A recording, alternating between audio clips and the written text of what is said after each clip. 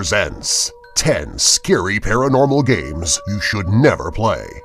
Maybe you're looking for a scary game to play for Halloween, or maybe you're just in the mood for some nice, frightening fun. These games, though, might truly go beyond just having fun and into the paranormal territory. These 10 games will have you screaming and checking under your bed before you go to sleep. They will keep you awake at night, wondering if the game really ended. Number 10. Bloody Mary. In order to play Bloody Mary, you need a mirror, candles, and a lightless room. This game is typically played in bathrooms because they are dark and have a mirror, though it can also be played in closets or any room with a mirror and candles. There should be no more than 2 players. The rules of Bloody Mary are simple. Stare at the mirror with the candles lit, looking into your own eyes, continuing to chant Bloody Mary into the mirror for as long as it takes in order to summon her. With time, she may present herself beside you or behind you. You can leave the room at any time, but will Bloody Mary leave with you? Number 9. Sugiura, the Fortune Game. Sugiura is a fortune-telling game that originates in Japan. In order to play this divination game, you need a comb, something to casually cover your face with, and an intersection between 2 roads. You play the game by taking your comb and face covering to the intersection, brushing your finger along the teeth of the comb 3 times, chanting, "Sugiura, Sugiura, grant me a true response." Wait for a stranger to pass at the intersection and cover your face. Ask the first passing stranger to give you your fortune. If they do not respond, continue to wait for the next stranger. Be careful who approaches you, though. It may indeed be a restless spirit.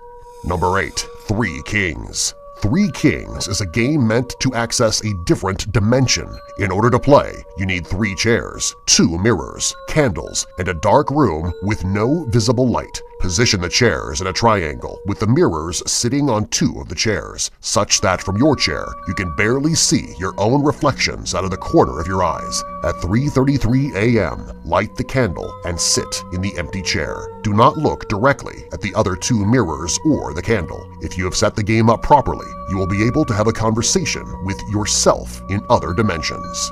Number 7. Charlie Charlie.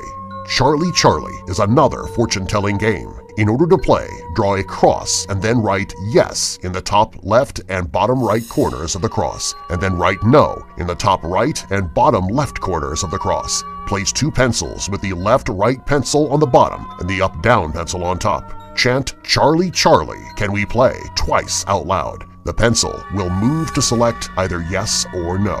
If the answer is no, immediately stop playing the game. If the answer is yes, then you may proceed to ask Charlie more questions.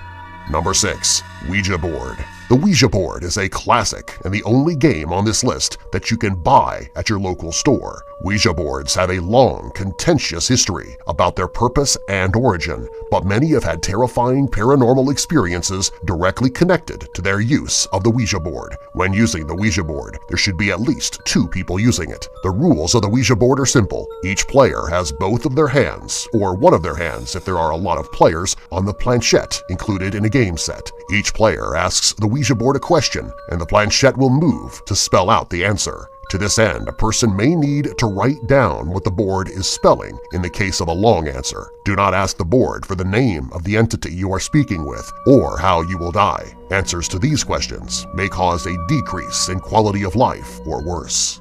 Number 5. Hide and seek in the dark. While there's not necessarily any specific ritual that creates a paranormal experience in this game, it's still a scary experience and can be made to be even more scary when played in the woods, an old abandoned building, or after having summoned something ancient and evil into the house earlier. Hide and seek in the dark is best played in a large, relatively clean building or area so that players have plenty of room to move and hide but don't have to worry about being tripped by debris and hurting themselves. The last thing you want to hear is your friend's voice screaming for help from the darkness.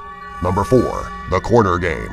The corner game must be played by 4 people in an empty building with no lights, pets, or people besides the players present in the building, and the game itself should be played in a clean, empty room within that building. To play, the 4 players enter the room, each speaking their own name aloud 3 times. One of the players is designated the speaker, and they are the only ones allowed to speak from then on. Each of the players pick one of the corners of the room, staring at the wall with their backs to the center of the room. The speaker will count to 3, and after each countdown, the players must move clockwise to the next corner of the room. Keep their backs to the center of the room while facing the wall. If one of the players disappears, the speaker will tell the other players to enact the emergency procedure. Each player must speak their name backwards 3 times, and the player closest to the light switch turns on the lights of the room. The disappearing player should return and beware of spirits returning as well.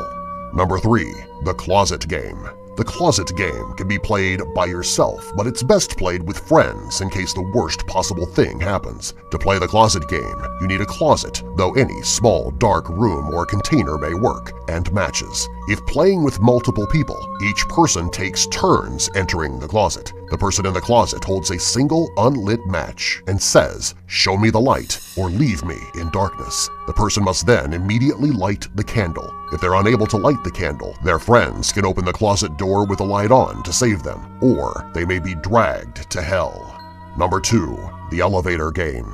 To play this game, you need to find a public building that is at least 10 floors tall with an elevator. The elevator game should be played with at least 2 people, but can be played with more. Enter the elevator on the first floor, but do not play the game if another person outside of your group enters with you, and immediately end the game if at any point another person enters with you until the right time. Press the 4th floor button. When the elevator reaches the 4th floor, choose the 2nd floor. When you reach the 2nd floor, press the button for the 6th floor. When you reach the 6th, return to the 2nd floor. Press the button for the 10th floor, and then press the button for the 5th floor. If a woman enters the elevator on the 5th floor, do not look at her. Press the button for the 1st floor. The elevator will either ascend or descend. If the elevator returns to the 1st floor, leave and do not look back. If the elevator goes to the 10th floor, you may exit the elevator, but do not look at or respond to the woman if she asks you where you are going. If you are alone, you are in the other world. To return to your world, enter the elevator and repeat the same sequence of floors: 4, 2, 6, 2, 10, 5. Do not leave the elevator until you are certain you are home, or else. Number 1. Midnight Game.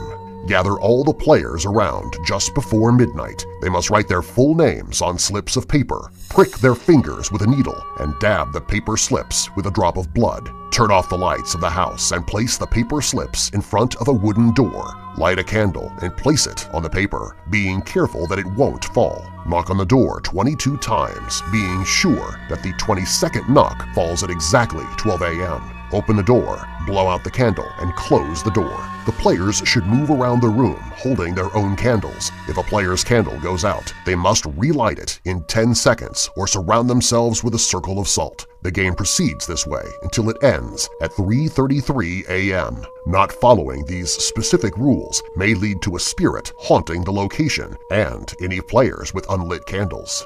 Subscribe for more.